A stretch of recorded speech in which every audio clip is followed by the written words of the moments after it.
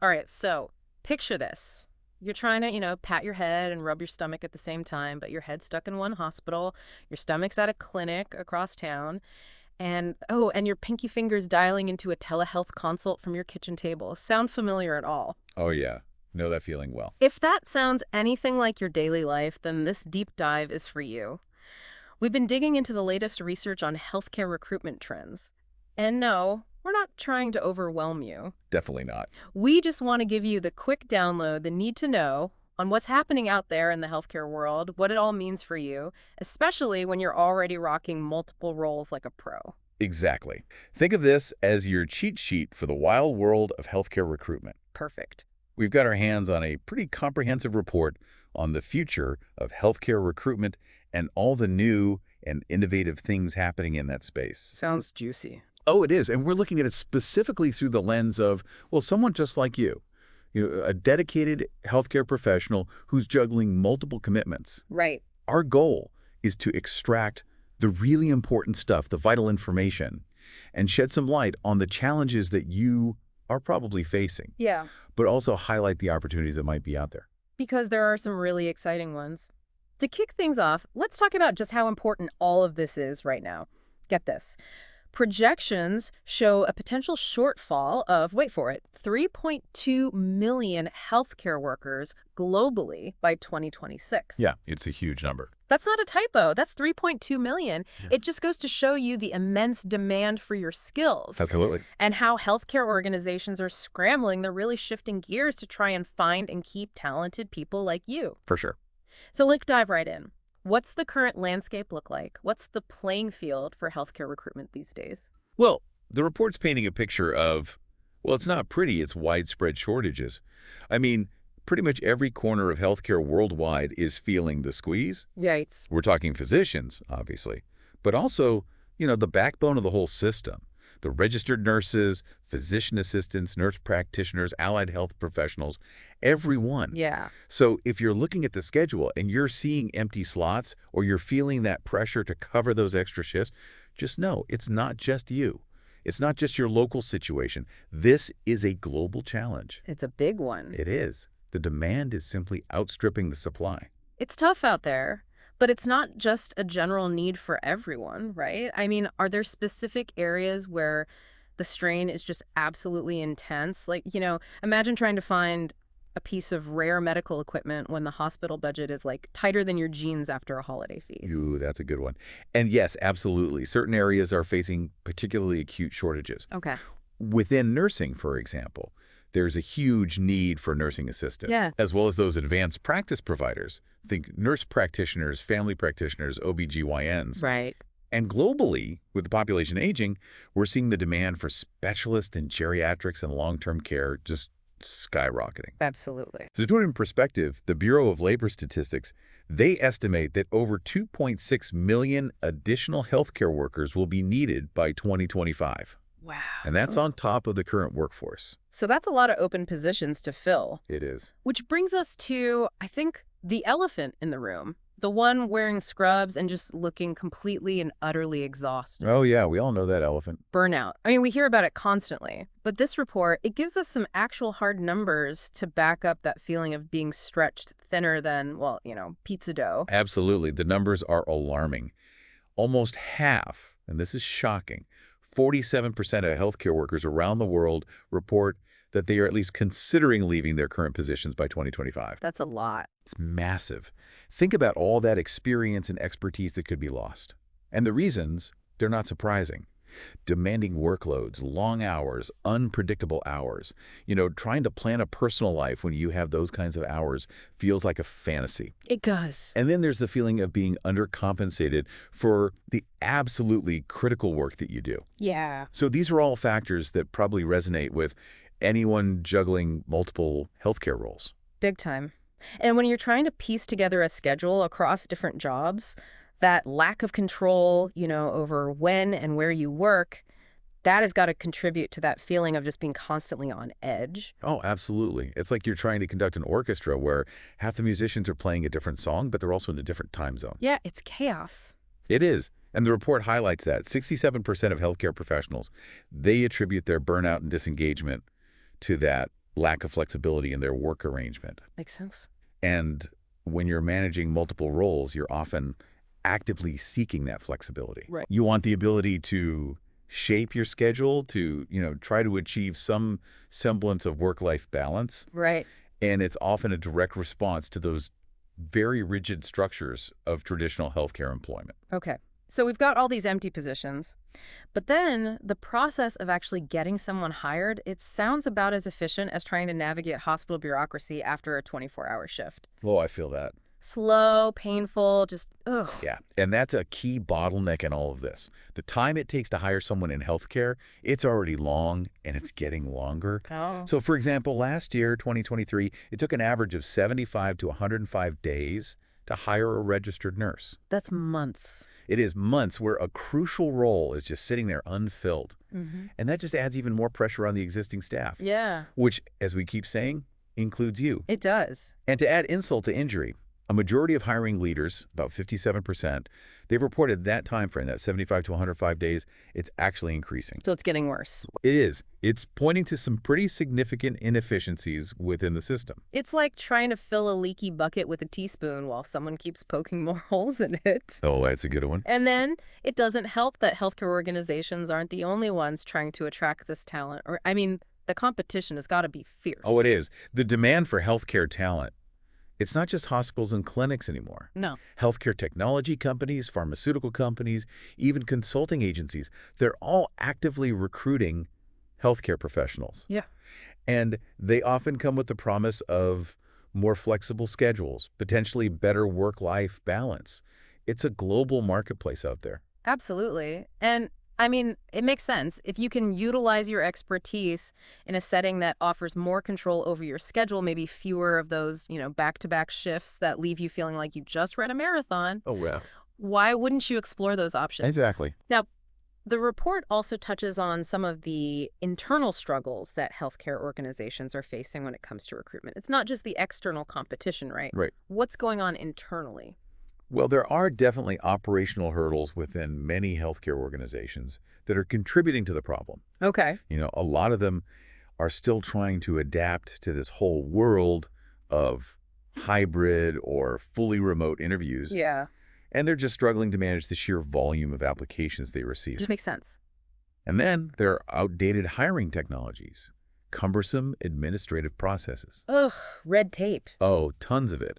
And it seems like for some organizations, they just haven't modernized their recruitment strategies to keep pace with the evolving needs and expectations of today's workforce. Yeah. And especially even for experienced professionals like you. Right. So those internal delays, the frustrations, they lead to qualified candidates just dropping out of the process. It's a vicious cycle. It really is. And it further exacerbates the staffing shortage. Okay. So we've painted a somewhat gloomy picture of the present. But there is hope, right? Because the report also highlights how technology is stepping into the arena like a superhero in Scrubs, ready to save the day and change the game. Exactly. This is where things get interesting. Okay, tell me more. This is where we might see some relief. We're seeing a huge increase in the use of artificial intelligence, AI, and automation in healthcare recruitment processes worldwide. Interesting. And the aim is to make the whole process faster, more efficient, and ultimately more successful.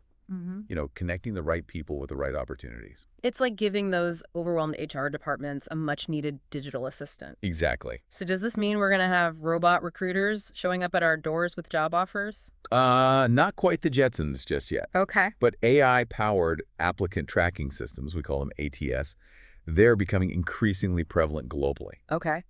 These are sophisticated systems. They can sift through thousands, hundreds of thousands of resumes, and they can match candidates to open positions based on their specific skills, their experience. That's pretty cool. It is. And the report indicates that a vast majority, about 78% of healthcare organizations, are already using these tools. So chances are, if you're applying for a job, your application's going to be interacting with one of these AI systems. Most likely. Any insider tips for making sure that your resume doesn't get lost in the digital void? Oh, that's a whole other deep I'll dive. save that for another day. But the key takeaway is, make sure your resume uses really clear language, consistent language, and make sure you use keywords from the job description. Okay. Think like a computer program. How would it scan and categorize information? That's helpful. Beyond the ATS, we're also seeing more and more use of virtual assistants and chatbots, Oh, yeah. in the early stages of recruitment. Yeah. So they can provide instant answers to those frequently asked questions Yeah. and guide applicants through those first few steps of the process, which can make it a much smoother, more user-friendly experience for you. I'll take it. That sounds way less frustrating than waiting days for, like, a generic email For response. sure. What other ways is technology being used? Data analytics is playing a huge role. Okay. Organizations are using data to identify trends in the global talent market, what's attracting people, Right. what's working in their recruitment strategies. Okay. And then there's predictive analytics, which can help them anticipate future staffing needs. So they could potentially see a wave of retirements coming and in a certain specialty and start targeting their recruitment efforts way in advance. Exactly. That's smart. It's much more forward-thinking. It is. And it's not just about finding candidates, right? Technology's also got to be helping with that administrative burden. Absolutely. The report highlights the growing adoption of all sorts of HR technologies and digital platforms. Okay. So think digital skills assessment tools. Yeah. So they can actually assess candidates' technical skills Hmm. and platforms that automate those administrative tasks. Scheduling interviews, communication. Right. And this is especially important now with the global expansion of telehealth. Yeah. You need healthcare professionals who are comfortable using these digital tools. Makes sense. So assessing those skills during the recruitment process is really important. It's becoming essential. Okay, so technology is clearly reshaping the behind-the-scenes aspects of recruitment. But now let's shift gears and talk about something that I know is a major consideration for a lot of you juggling multiple roles: flexibility. Yeah. It feels like this demand for greater control over your work arrangements, that's becoming a global chorus. It really is. You've hit on a crucial point. The rise of telemedicine, these hybrid work models, that's influencing healthcare recruitment all over the world. Right. It's creating more opportunities for remote work, Yeah, and it's expanding the reach for both employers and job seekers. makes sense. But of course, this also means that we need a workforce with the right technological skills to deliver that virtual care effectively. Right. And for a lot of healthcare professionals globally, especially those balancing different jobs, flexibility, it's not just a nice perk anymore. It's a Right. fundamental need. It is. It's like the key to making all the pieces of your life fit together. The glue. Exactly. Yeah. Without it, everything falls apart. Exactly. And the report really underscores this. Healthcare workers, they're prioritizing flexibility and autonomy in their careers. For a lot of nurses, for example, it's now an expectation, not a bonus. Wow. It's a must-have. And this is a big reason why juggling those different roles with different schedules can be so appealing. Absolutely. It offers a level of control that traditional, less flexible jobs just don't provide. Right? So, how are healthcare organizations responding to this growing demand for more flexible work options? Are they catching on? They're starting to. A lot of them are exploring more dynamic staffing solutions. Okay. So they're developing like internal temp pools Okay. to have more control over flexible and short-term roles. Yeah.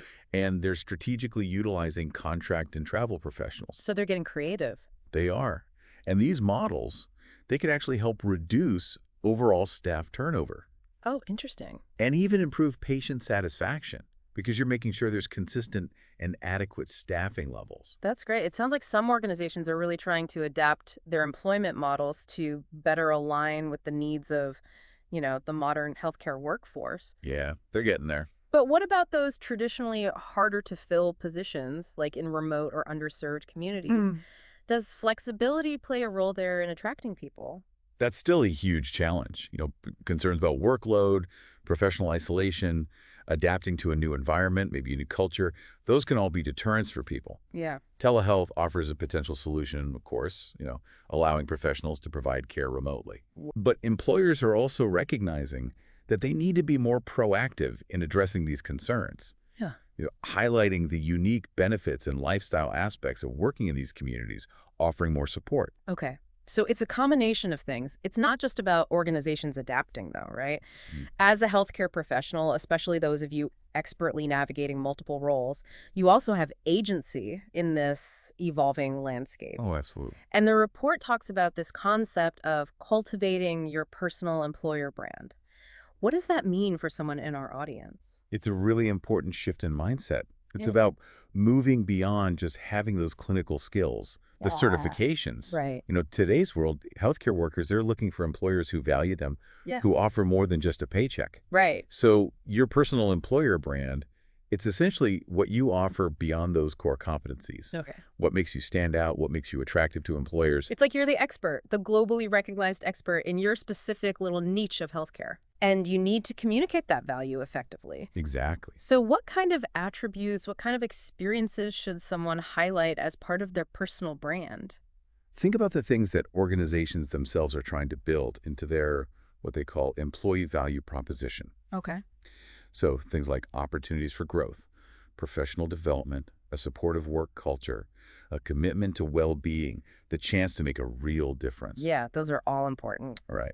Now, think about how you can showcase those same values and attributes in your interactions with potential employers. So let's get practical. What are some concrete steps that a busy healthcare professional juggling multiple roles can take to build and strengthen their personal brand? Well, one thing is to focus on your candidate experience from the employer's perspective. Okay. Be responsive, organized, professional in all your communication. Got it. Highlight those unique perks and benefits that you bring. The diverse experiences you've gained from working in different places, your ability to adapt to new environments, your wide range of skills. That makes sense. Leverage your social media, your professional networks. Make sure those online profiles are up to date. Right. Engage with relevant communities online. Show that you're reliable. Okay. Have your credentials ready to go. Emphasize your experience with diversity and inclusion. Yeah. Showcase your work with diverse patient populations. Right. Don't underestimate the power of your referral network. Right. Let your colleagues know what you're looking for. Show off your tech savviness, Yeah. your comfort with all the different healthcare technologies. Share your authentic story, Oh. what motivates you in your healthcare career. And importantly, show them that you prioritize your own well-being.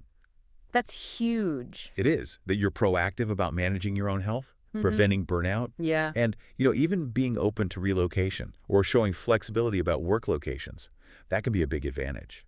Right. So it's about being proactive, being mindful of how you present yourself, Exactly. and recognizing that unique value that you bring to the table. Now, once you've cultivated this personal brand, how should you be engaging with potential employers? It's got to be more than just sending out a generic application. Oh, absolutely. It's about a personalized approach. And remember, it's a two-way street. Oh, okay. You should be evaluating the candidate experience that the employer provides. Interesting. Is their hiring process smooth? Is it transparent, positive? That tells you a lot about how they value their employees. Right. So it's not just them deciding if you're a good fit, you're also deciding if they're a good fit for you. Absolutely. And personalized communication is key. Tailor your applications. Okay. Tailor your questions. Show genuine interest. Meet employers where they are, whether it's online platforms or virtual career events. And, building relationships with recruiters, that can be incredibly helpful. Understand their needs, articulate the value you bring, and don't forget about technology. You can use that to enhance your engagement too. Right. Use chatbots for quick questions, use online scheduling tools. It saves you time and effort. Perfect. This is all incredibly valuable. But what about looking ahead? What are the experts predicting for the future of healthcare recruitment that our listeners should be aware of? Well, the experts think those talent shortages, especially in specialized fields like nurse practitioners, physician assistants, geriatrics, those are going to continue globally. So the demand is not going away. Not at all. And that means your specialized skills, your experience are even more valuable. Good to know. We're also going to see, I think, an acceleration in the adoption of flexible staffing models, growth of the gig economy in healthcare. Okay. And that has big implications for people managing multiple roles. There's even a possibility of consolidation amongst staffing agencies. Oh, interesting. So the landscape for flexible work opportunities, it might become even more structured, more formalized in the next few years. Possibly. Technology is also going to have an even bigger impact, especially AI. Not just streamlining those recruitment processes, but potentially in clinical workforce development and even patient safety initiatives. Wow. And finally, there's this growing global recognition that recruitment and retention are linked. Yeah. And they're really emphasizing employee well-being, mental health. That's good to hear. Those are key factors in attracting and keeping great people. So this hopefully means that in the future, Employers are going to prioritize creating those supportive, healthy work environments. I think we can all say it's about time. Absolutely. Looking even further down the line, what kind of skills, what kind of demands do you foresee becoming even more critical in this changing healthcare world? Global demographics are a big driver. Populations are aging worldwide. Right. So the demand for professionals in geriatric care, chronic disease management, home health care, that's going to increase dramatically. Makes sense. So those could be huge opportunities for people who are looking to specialize or expand their skill set. Right. And then you've got those evolving skill requirements Yeah. due to all this technology integration. Yeah. Proficiency with telehealth platforms, AI-assisted diagnostic tools, electronic health records, health informatics, those are going to become essential. So, investing in training, professional development, that's something for all healthcare professionals to consider. Absolutely. And lastly, there's this growing emphasis on diversity, equity, and inclusion in healthcare. Right? So, your experience working with diverse patient populations, that's going to be even more valuable. Absolutely. So it sounds like a combination of specialized clinical knowledge, technological skills, and strong cultural competency Yeah, that's going to be key in the future of healthcare. for sure. All right, let's bring it all together for our listeners who are out there expertly juggling their healthcare roles. Yeah. What are the main takeaways? Number one, the demand for your skills, it's high, it's global, and it's not going away. That's opportunity. It is. Number two, flexibility. It's increasingly valued. It gives you more control. But navigating multiple roles, it takes planning, it takes organization, and it takes care of yourself. You got to put on your own oxygen mask first. You do. Number three, technology is transforming everything. How we're recruited, how healthcare is delivered, it's changing the game. And number four, developing your personal brand, engaging thoughtfully with employers, that's more important than ever. Absolutely. So understanding these global trends, it's not just about knowing the facts, it's about empowering you to make informed decisions about your career. Absolutely. Kind of navigate this complex world of juggling healthcare jobs with more confidence and success. Precisely. By staying informed, you can position yourself strategically, find the right opportunities, and ultimately thrive in this ever-changing healthcare landscape. So here's something to think about. Considering all of these trends, what's one skill or area of expertise that you might want to develop further to really excel in this evolving healthcare world? It's something to ponder. And we're going to continue to explore all these important shifts in our future discussions. Looking forward to it. Thank you, viewers, for watching. If you found this video helpful, don't forget to hit that like button and share it with your colleagues. And if you haven't already, make sure to subscribe to the channel by clicking that subscribe button below so you never miss out on valuable insights. I'm Brian Edmonds, signing off. See you in the next one.